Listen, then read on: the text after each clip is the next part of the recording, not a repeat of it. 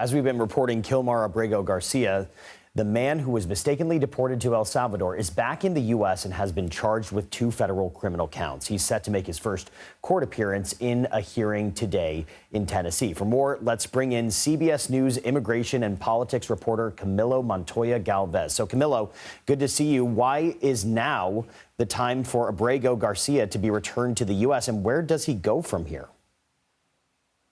Well, Kilmar Abrego Garcia, Tom, is back in the U.S., but he's also now facing serious federal charges related to his alleged role in transporting undocumented immigrants who crossed into the U.S. illegally. According to this indictment by the Justice Department, Abrego Garcia participated in a decade-long effort to facilitate the smuggling and entry of undocumented immigrants into the U.S. from countries like Ecuador, Guatemala, and El Salvador, including by transporting some of them from Texas to places like Maryland, where he lived with his U.S. citizen children and also his U.S. citizen wife.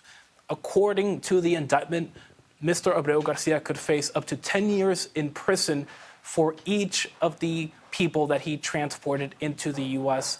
illegally, so he could face a lengthy, sentence in federal prison.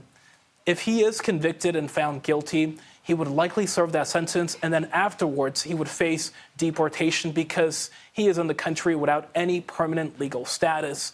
If he's acquitted and found innocent, he would also likely face deportation as well because he's here without proper documents. The question is where the administration would like to deport him.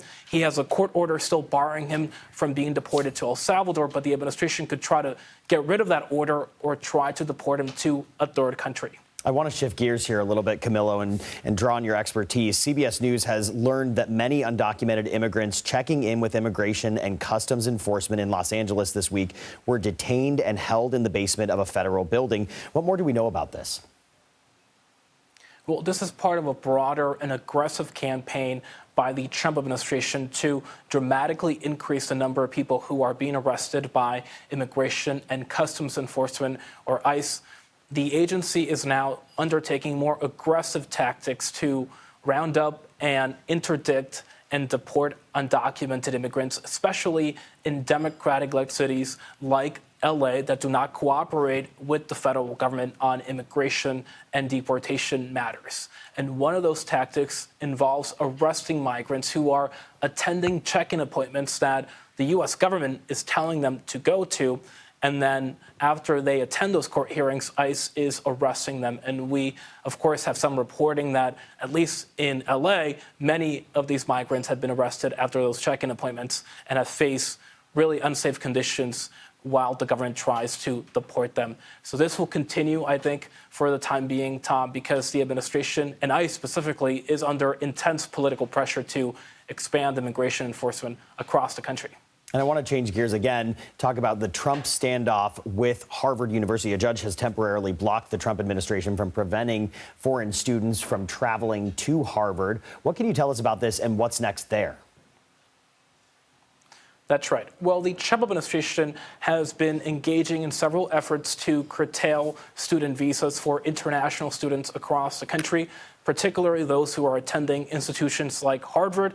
And the president this week not only issued a travel ban on many countries in Africa, Asia, and this hemisphere, but he also issued an executive order that finds that the entry of any international student or exchange visitor to Harvard intending to study or to do academic work in Harvard is contrary to the national security interests of the U.S. And he is citing the same sweeping legal authority that he cited in that other travel ban to justify this action against international students in Harvard. The bottom line, Tom, is that this will allow the State Department to issue a full and complete ban on any entry of international students who are planning to go to Harvard.